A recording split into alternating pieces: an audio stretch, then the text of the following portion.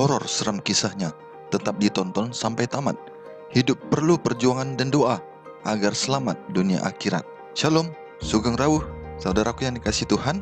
Hari ini Minggu 3 Mei 2020 kita masuki renungan malam. Baiklah, kita sama-sama berdoa. Terima kasih Tuhan untuk segala kasih setia Tuhan bagi kami sepanjang hidup kami hingga pada saat ini.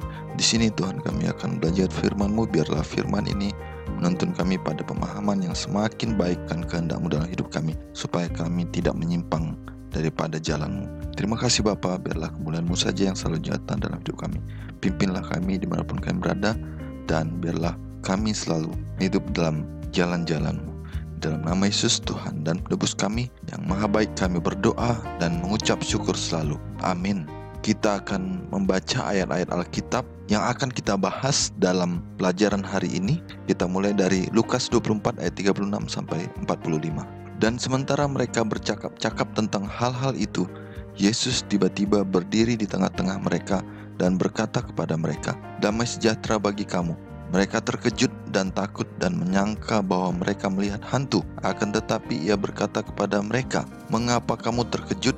Dan apa sebabnya timbul keraguan-raguan di dalam hati kamu? Lihatlah tanganku dan kakiku, aku sendirilah ini. Rabalah aku dan lihatlah, karena hantu tidak ada daging dan tulangnya, seperti yang kamu lihat ada padaku." Sambil berkata demikian, ia memperlihatkan tangan dan kakinya kepada mereka. Dan ketika mereka belum percaya karena girangnya dan masih heran, berkatalah ia kepada mereka, "Adakah padamu makanan di sini?" Lalu mereka memberikan kepadanya sepotong ikan goreng. Ia mengambilnya dan memakannya di depan mata mereka. Ia berkata kepada mereka, "Inilah perkataanku yang telah kukatakan kepadamu ketika aku masih bersama-sama dengan kamu, yakni bahwa harus digenapi semua yang ada tertulis tentang aku dalam kitab Taurat Musa dan kitab Nabi-Nabi dan kitab Mazmur." Lalu ia membuka pikiran mereka sehingga mereka mengerti kitab suci.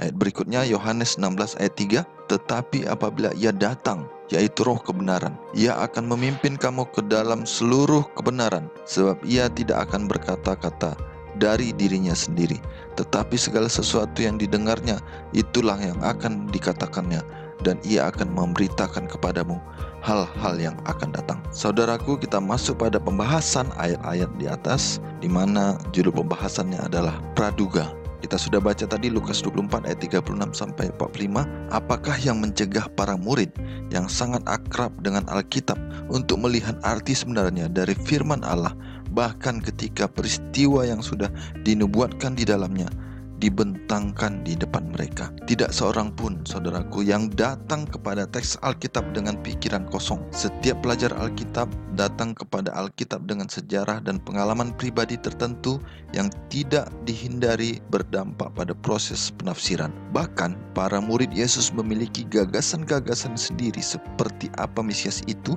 dan apa yang seharusnya dia lakukan berdasarkan harapan zaman itu. Keyakinan yang kuat menghalangi mereka akan pemahaman yang lebih jelas akan teks Alkitab, yang menolong menjelaskan mengapa mereka sering salah memahami Yesus dan peristiwa-peristiwa di seputar kehidupan, kematian dan kebangkitannya. Kita semua memiliki sejumlah keyakinan tentang dunia ini, tentang Allah, tentang realitas tertinggi dan lain-lain, yang kita asumsikan atau terima tanpa disengaja atau tanpa disadari ketika kita menafsirkan Alkitab. Tidak ada yang datang kepada Alkitab dengan pikiran kosong.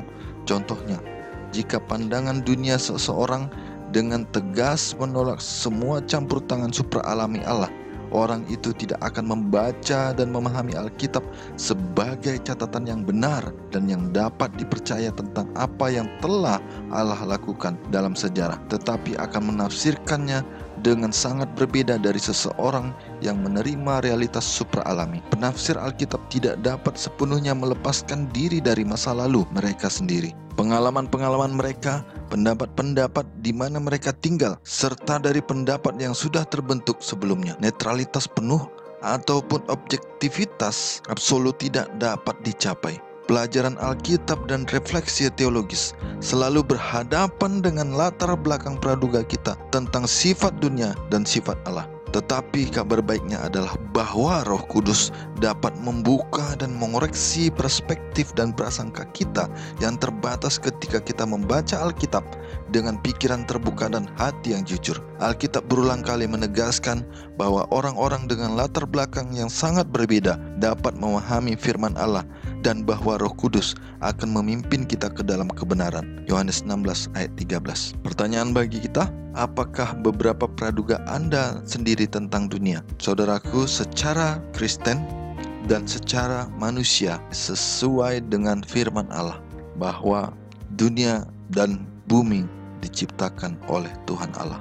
Dan sama halnya dengan ketika kita melihat sebuah donat atau sebuah mobil mewah yang harganya miliaran bahkan puluhan miliar, semua itu tidak bisa ada dengan sendirinya. Itu dibuat dengan segala daya upaya, segala usaha. Demikian juga bumi kita, manusia, dan seluruh dunia ini.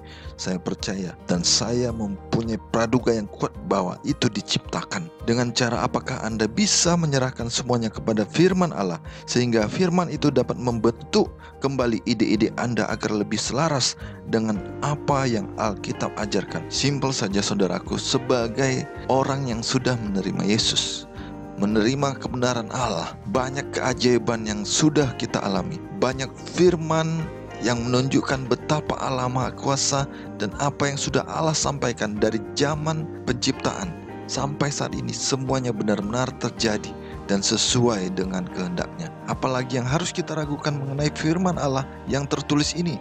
Biarlah kita semakin memahaminya, mendalaminya, menerimanya, mengimaninya dengan bimbingan Roh Kudus, dan hanya melalui firman Allah saja kita bisa memahami segala sesuatu yang ada dalam hidup kita.